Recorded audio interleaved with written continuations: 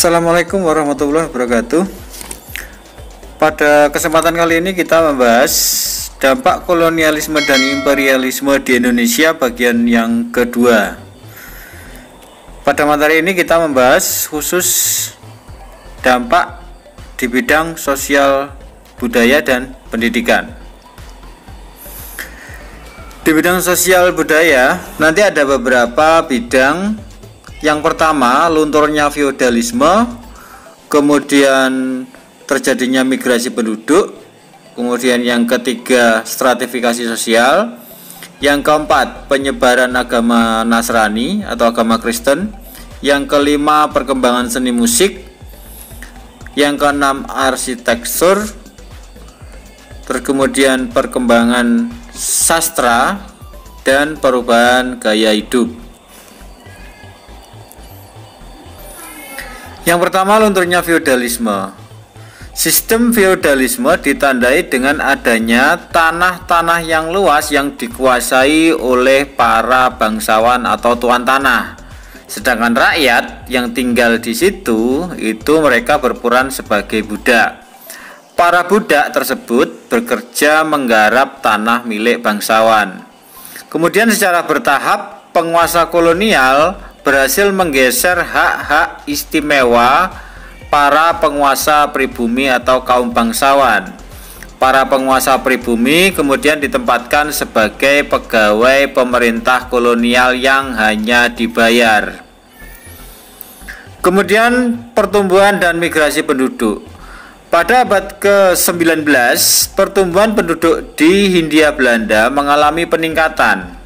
Kondisi tersebut mendorong pemerintah kolonial menerapkan program migrasi penduduk khususnya di Pulau Jawa.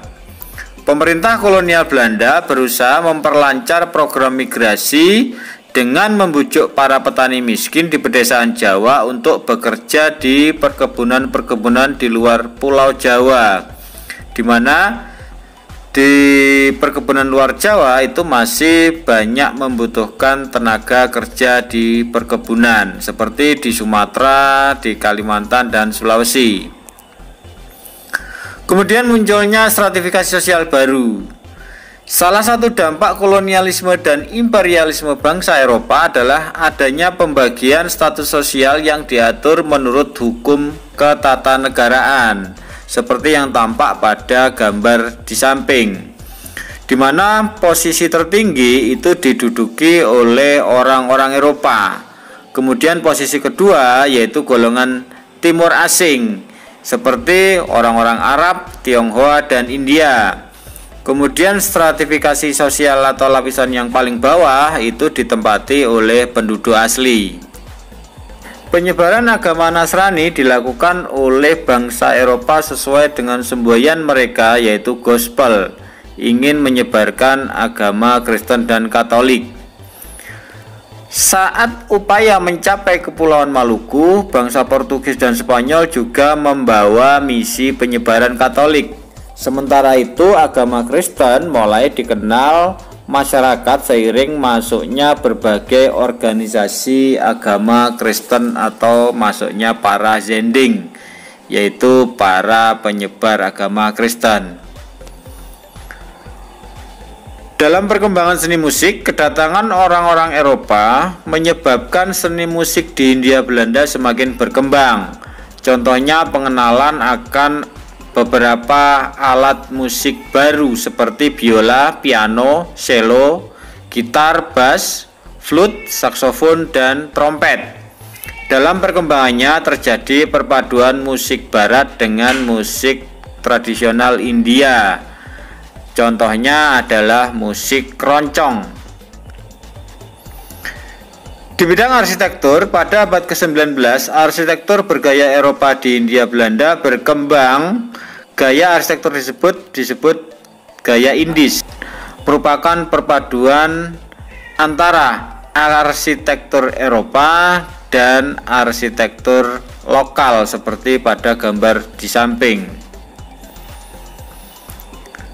Sedangkan perkembangan karya sastra pada masa kolonial, orang-orang Eropa berperan dalam perkembangan karya sastra.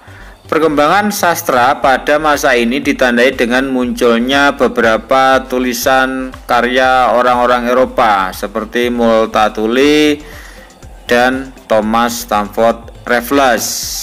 Di antaranya ada History of Java, Maghaflar, History of East Indian Archipelago, dan History of Sumatra. Sedangkan perubahan gaya hidup pada masa kolonial, gaya hidup bangsa Eropa, terutama gaya berpakaian, menjadi trend center bagi golongan masyarakat lokal, termasuk golongan Bumiputra. Masyarakat pada masa ini juga mulai mengenal budaya Reshuffle, yaitu penyajian makanan ala Eropa yang dilakukan secara berurutan dimulai dari menu pembuka, menu utama, dan hidangan penutup. Sedangkan di bidang pendidikan, perkembangan pendidikan pada masa kolonial tidak terlepas dari kebijakan politik etis yang mulai berlaku pada abad ke-20. Pada masa ini muncul sekolah-sekolah yang didirikan pemerintah kolonial dan sekolah-sekolah yang didirikan kaum intelektual pribumi. Seperti pada gambar itu, sekolah-sekolah yang didirikan oleh pemerintah kolonial seperti Eerste School, Tweede School, Holland Indische School, ada MULO, ada AMS, ada HBS. Sedangkan sekolah yang didirikan oleh kaum pribumi seperti Taman Siswa, Muhammadiyah, serta pondok pesantren. Demikian materi yang kita bahas pada pertemuan kali ini, semoga bermanfaat. Wassalamualaikum warahmatullahi wabarakatuh.